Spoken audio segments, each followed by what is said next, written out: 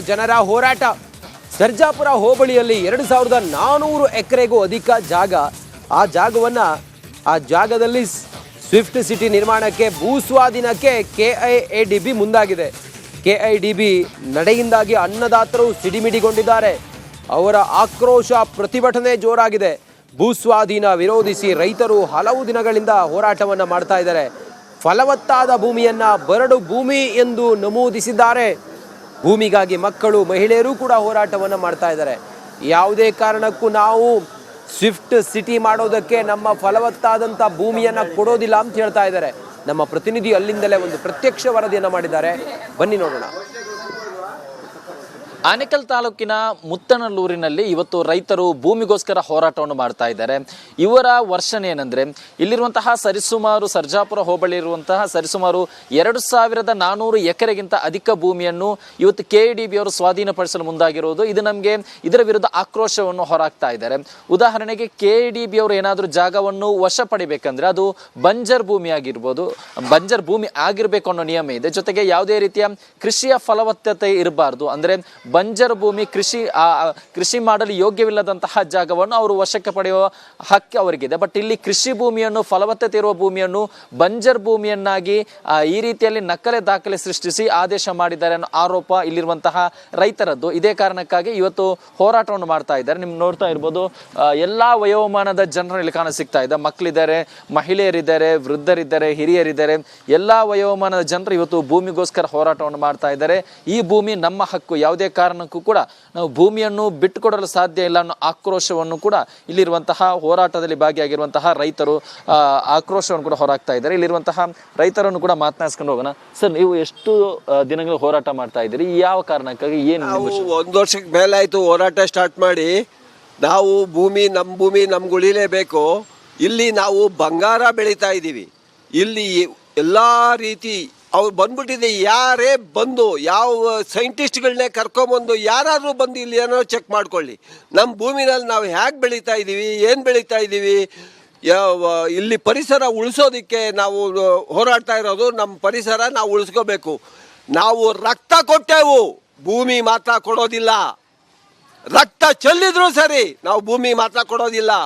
ಯಾವುದೇ ಕಾರಣಕ್ಕೂ ಅದು ಯಾರೋ ಗಂಡಸಾಗಿರೋನು ನಮ್ಮ ಭೂಮಿ ಒಳಗಡೆ ಕಾಲಿಡ್ಲಿ, ನಾವು ಯಾವುದೇ ಕಾರಣಕ್ಕೂ ನಮ್ಮ ಭೂಮಿ ನಾವು ಬಿಟ್ಕೊಡಕ್ ಸಾಧ್ಯ ಇಲ್ಲ.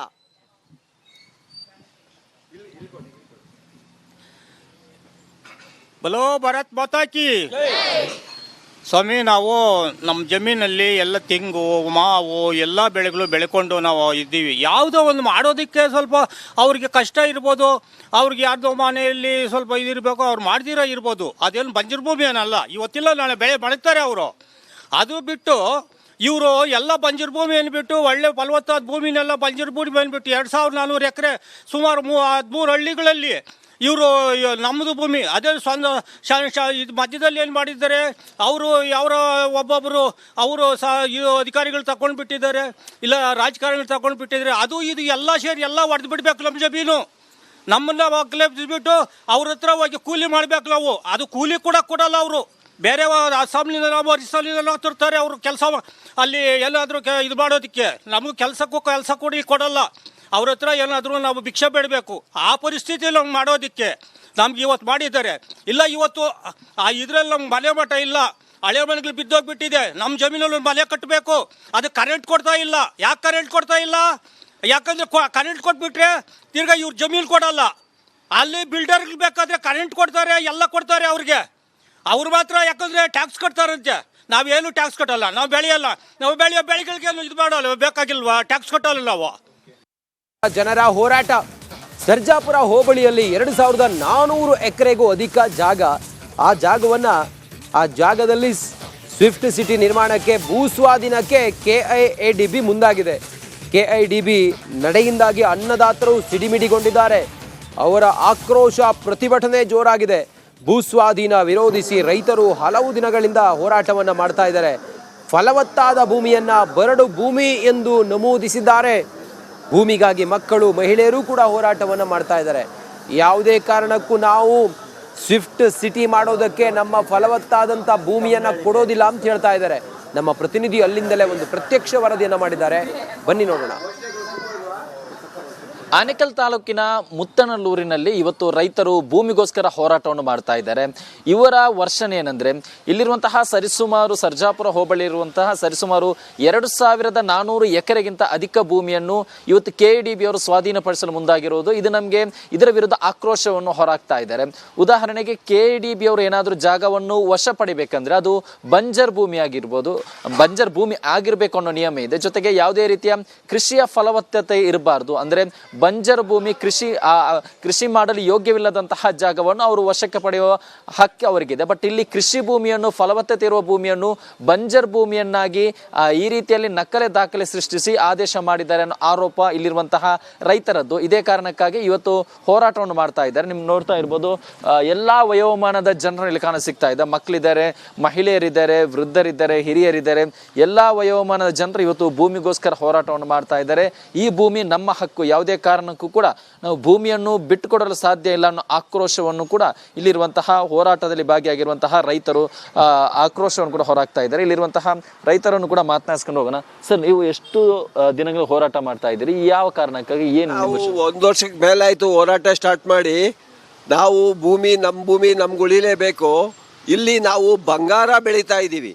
ಇಲ್ಲಿ ಎಲ್ಲ ರೀತಿ ಅವ್ರು ಬಂದ್ಬಿಟ್ಟಿದೆ. ಯಾರೇ ಬಂದು, ಯಾವ ಸೈಂಟಿಸ್ಟ್ಗಳನ್ನೇ ಕರ್ಕೊಂಬಂದು ಯಾರಾದರೂ ಬಂದು ಇಲ್ಲಿ ಏನೋ ಚೆಕ್ ಮಾಡ್ಕೊಳ್ಳಿ. ನಮ್ಮ ಭೂಮಿನಲ್ಲಿ ನಾವು ಹೇಗೆ ಬೆಳೀತಾ ಇದ್ದೀವಿ, ಏನು ಬೆಳೀತಾ ಇದ್ದೀವಿ, ಇಲ್ಲಿ ಪರಿಸರ ಉಳಿಸೋದಕ್ಕೆ ನಾವು ಹೋರಾಡ್ತಾ ಇರೋದು. ನಮ್ಮ ಪರಿಸರ ನಾವು ಉಳಿಸ್ಕೋಬೇಕು. ನಾವು ರಕ್ತ ಕೊಟ್ಟೆವು, ಭೂಮಿ ಮಾತ್ರ ಕೊಡೋದಿಲ್ಲ. ರಕ್ತ ಚೆಲ್ಲಿದ್ರು ಸರಿ, ನಾವು ಭೂಮಿ ಮಾತ್ರ ಕೊಡೋದಿಲ್ಲ. ಯಾವುದೇ ಕಾರಣಕ್ಕೂ ಅದು ಯಾರೋ ಗಂಡಕ್ಕಾಗಿರೋನು ನಮ್ಮ ಭೂಮಿ ಒಳಗಡೆ ಕಾಲಿಡ್ಲಿ, ನಾವು ಯಾವುದೇ ಕಾರಣಕ್ಕೂ ನಮ್ಮ ಭೂಮಿ ನಾವು ಬಿಟ್ಕೊಡಕ್ ಸಾಧ್ಯ ಇಲ್ಲ.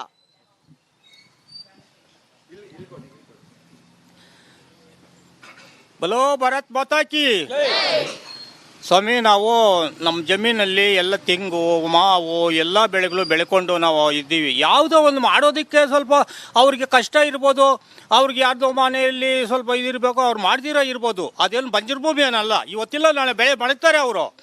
ಅದು ಬಿಟ್ಟು ಇವರು ಎಲ್ಲ ಬಂಜರು ಭೂಮಿ ಅಂದ್ಬಿಟ್ಟು, ಒಳ್ಳೆ ಫಲವತ್ತಾದ ಭೂಮಿನೆಲ್ಲ ಬಂಜರು ಭೂಮಿ ಅಂದ್ಬಿಟ್ಟು 2400 ಎಕರೆ ಸುಮಾರು 13 ಹಳ್ಳಿಗಳಲ್ಲಿ ಇವರು ನಮ್ಮದು ಭೂಮಿ ಅದೇ ಸ್ವಂತ ಇದು ಮಧ್ಯದಲ್ಲಿ ಏನು ಮಾಡಿದ್ದಾರೆ ಅವರು, ಅವರ ಒಬ್ಬೊಬ್ಬರು ಅವರು ಇದು ಅಧಿಕಾರಿಗಳು ತಗೊಂಡು ಬಿಟ್ಟಿದ್ದಾರೆ, ಇಲ್ಲ ರಾಜಕಾರಣಿಗಳು ತಗೊಂಡು ಬಿಟ್ಟಿದ್ದಾರೆ. ಅದು ಇದು ಎಲ್ಲ ಸೇರಿ ಎಲ್ಲ ಹೊಡೆದು ಬಿಡಬೇಕು ನಮ್ಮ ಜಮೀನು.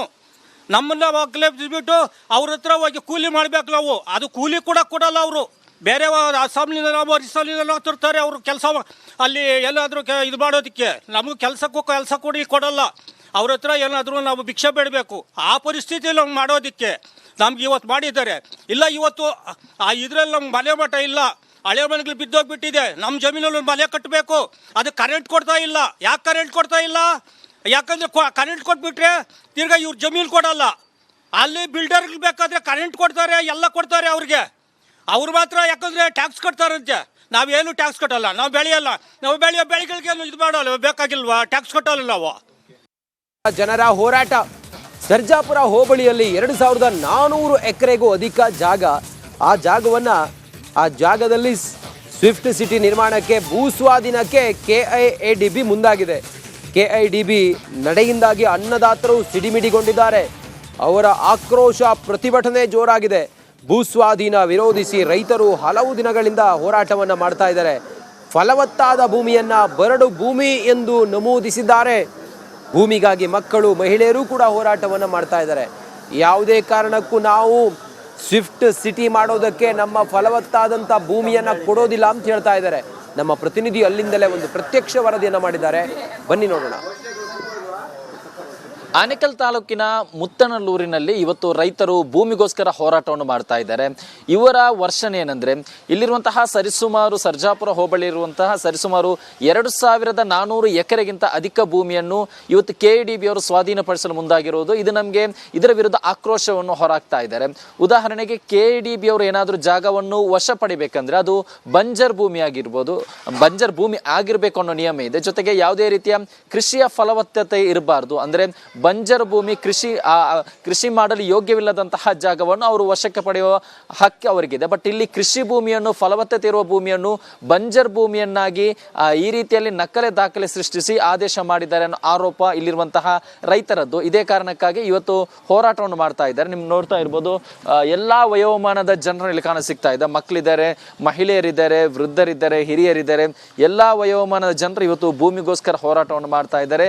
ಈ ಭೂಮಿ ನಮ್ಮ ಹಕ್ಕು, ಯಾವುದೇ ಕಾರಣಕ್ಕೂ ಕೂಡ ನಾವು ಭೂಮಿಯನ್ನು ಬಿಟ್ಟುಕೊಡಲು ಸಾಧ್ಯ ಇಲ್ಲ ಅನ್ನೋ ಆಕ್ರೋಶವನ್ನು ಕೂಡ ಇಲ್ಲಿರುವಂತಹ ಹೋರಾಟದಲ್ಲಿ ಭಾಗಿಯಾಗಿರುವಂತಹ ರೈತರು ಆಕ್ರೋಶವನ್ನು ಕೂಡ ಹೊರಹಾಕ್ತಾ ಇದ್ದಾರೆ. ಇಲ್ಲಿರುವಂತಹ ರೈತರನ್ನು ಕೂಡ ಮಾತನಾಡಿಸ್ಕೊಂಡು ಹೋಗೋಣ. ಸರ್, ನೀವು ಎಷ್ಟು ದಿನಗಳು ಹೋರಾಟ ಮಾಡ್ತಾ ಇದ್ದೀರಿ? ಯಾವ ಕಾರಣಕ್ಕಾಗಿ? ಏನು? ನಾವು 1 ವರ್ಷಕ್ಕೆ ಮೇಲಾಯ್ತು ಹೋರಾಟ ಸ್ಟಾರ್ಟ್ ಮಾಡಿ.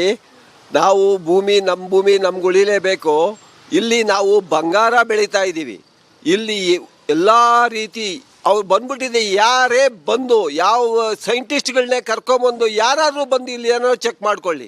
ನಮ್ಮ ಭೂಮಿನಲ್ಲಿ ನಾವು ಹೇಗೆ ಬೆಳೀತಾ ಇದ್ದೀವಿ, ಏನು ಬೆಳೀತಾ ಇದ್ದೀವಿ, ಇಲ್ಲಿ ಪರಿಸರ ಉಳಿಸೋದಕ್ಕೆ ನಾವು ಹೋರಾಡ್ತಾ ಇರೋದು. ನಮ್ಮ ಪರಿಸರ ನಾವು ಉಳಿಸ್ಕೋಬೇಕು.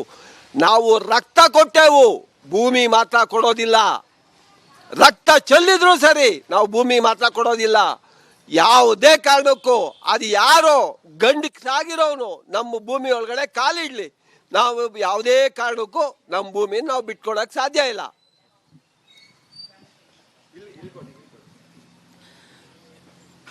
ಬಲೋ ಭಾರತ್ ಮಾತಾ ಕಿ. ಸ್ವಾಮಿ, ನಾವು ನಮ್ಮ ಜಮೀನಲ್ಲಿ ಎಲ್ಲ ತೆಂಗು, ಮಾವು ಎಲ್ಲ ಬೆಳೆಗಳು ಬೆಳ್ಕೊಂಡು ನಾವು ಇದ್ದೀವಿ. ಯಾವುದೋ ಒಂದು ಮಾಡೋದಕ್ಕೆ ಸ್ವಲ್ಪ ಅವ್ರಿಗೆ ಕಷ್ಟ ಇರ್ಬೋದು, ಅವ್ರಿಗೆ ಯಾರ್ದೋ ಮನೆಯಲ್ಲಿ ಸ್ವಲ್ಪ ಇದಿರಬೇಕು, ಅವ್ರು ಮಾಡ್ದಿರೋ ಇರ್ಬೋದು. ಅದೇನು ಬಂಜರು ಭೂಮಿ ಏನಲ್ಲ, ಇವತ್ತಿಲ್ಲ ನಾಳೆ ಬೆಳೆ ಬೆಳೀತಾರೆ ಅವರು. ಅದು ಬಿಟ್ಟು ಇವರು ಎಲ್ಲ ಬಂಜರು ಭೂಮಿಯನ್ನು ಬಿಟ್ಟು, ಒಳ್ಳೆ ಫಲವತ್ತಾದ ಭೂಮಿನೆಲ್ಲ ಬಂಜರು ಭೂಮಿ ಬಂದುಬಿಟ್ಟು 2400 ಎಕರೆ ಸುಮಾರು 13 ಹಳ್ಳಿಗಳಲ್ಲಿ ಇವರು ನಮ್ಮದು ಭೂಮಿ ಅದೇ ಸ್ವಂತ ಇದು ಮಧ್ಯದಲ್ಲಿ ಏನು ಮಾಡಿದ್ದಾರೆ ಅವರು, ಒಬ್ಬೊಬ್ಬರು ಅವರು ಅಧಿಕಾರಿಗಳು ತಗೊಂಡು ಬಿಟ್ಟಿದ್ದಾರೆ, ಇಲ್ಲ ರಾಜಕಾರಣಿಗಳು ತಗೊಂಡು ಬಿಟ್ಟಿದ್ದಾರೆ. ಅದು ಇದು ಎಲ್ಲ ಸೇರಿ ಎಲ್ಲ ಹೊಡೆದು ಬಿಡಬೇಕು ನಮ್ಮ ಜಮೀನು. ನಮ್ಮನ್ನ ಬಿಟ್ಟು ಅವ್ರ ಹತ್ರ ಹೋಗಿ ಕೂಲಿ ಮಾಡಬೇಕು ನಾವು. ಅದು ಕೂಲಿ ಕೂಡ ಕೊಡಲ್ಲ ಅವರು. ಬೇರೆ ಅಸ್ಸಾಂನಿಂದ ನಾವು ಒರಿಸ್ಸಾಲಿಂದ ತರ್ತಾರೆ ಅವರು ಕೆಲಸ ಅಲ್ಲಿ ಎಲ್ಲಾದರೂ ಇದು ಮಾಡೋದಕ್ಕೆ. ನಮಗೂ ಕೆಲಸ ಕೊಡಲ್ಲ. ಅವ್ರ ಹತ್ರ ಏನಾದರೂ ನಾವು ಭಿಕ್ಷೆ ಬೇಡಬೇಕು. ಆ ಪರಿಸ್ಥಿತಿಯಲ್ಲಿ ನಮ್ಗೆ ಮಾಡೋದಕ್ಕೆ ನಮ್ಗೆ ಇವತ್ತು ಮಾಡಿದ್ದಾರೆ. ಇಲ್ಲ ಇವತ್ತು ಇದರಲ್ಲಿ ನಮ್ಗೆ ಮನೆ ಮಠ ಇಲ್ಲ, ಹಳೆ ಮನೆಗಳು ಬಿದ್ದೋಗ್ಬಿಟ್ಟಿದೆ. ನಮ್ಮ ಜಮೀನಲ್ಲಿ ಒಂದು ಮನೆ ಕಟ್ಟಬೇಕು, ಅದು ಕರೆಂಟ್ ಕೊಡ್ತಾ ಇಲ್ಲ. ಯಾಕೆ ಕರೆಂಟ್ ಕೊಡ್ತಾ ಇಲ್ಲ? ಯಾಕಂದರೆ ಕರೆಂಟ್ ಕೊಟ್ಬಿಟ್ರೆ ತಿರ್ಗಾ ಇವ್ರ ಜಮೀನು ಕೊಡಲ್ಲ. ಅಲ್ಲಿ ಬಿಲ್ಡರ್ಗಳು ಬೇಕಾದರೆ ಕರೆಂಟ್ ಕೊಡ್ತಾರೆ, ಎಲ್ಲ ಕೊಡ್ತಾರೆ ಅವ್ರಿಗೆ. ಅವ್ರು ಮಾತ್ರ ಯಾಕಂದರೆ ಟ್ಯಾಕ್ಸ್ ಕಟ್ತಾರಂತೆ. ನಾವೇನು ಟ್ಯಾಕ್ಸ್ ಕಟ್ಟಲ್ಲ, ನಾವು ಬೆಳೆಯಲ್ಲ. ನಾವು ಬೆಳೆಗಳಿಗೆ ಇದು ಮಾಡಲ್ಲ, ಬೇಕಾಗಿಲ್ವಾ ಟ್ಯಾಕ್ಸ್ ಕಟ್ಟಲ್ಲ ನಾವು.